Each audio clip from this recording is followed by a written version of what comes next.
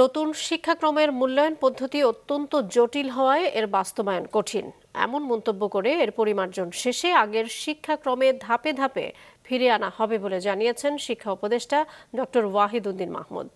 সকালে নিজ মন্ত্রণালয়ে গণমাধ্যম কর্মীদের জানান, এরই মধ্যে যারা এই শিক্ষাক্রমের সঙ্গে যুক্ত হয়েছেন তাদের কোনো সমস্যা না করেই এই পরিবর্তনের কথা ভাবছেন তিনি। এক্ষেত্রে কারোরই উদ্বিগ্ন হওয়ার কারণ নেই জানিয়ে উপদেষ্টা বলেন, যাই করা হোক না কেন তা শিক্ষার্থীদের কথা মাথায় রেখেই করা হবে। একই সাথে তিনি জানান, শুধু অবকাঠামো করে শিক্ষার মান বাড়ানো যাবে না, গুরুত্ব দিতে হবে মানব সম্পদ উন্নয়নের দিকে। নতুন শিক্ষাক্রমকে আমরা কার্যকর করা সম্ভব বলে আমি দেখছি না, বিশেষ করে পরীক্ষা মূল্যায়ন পদ্ধতিতে।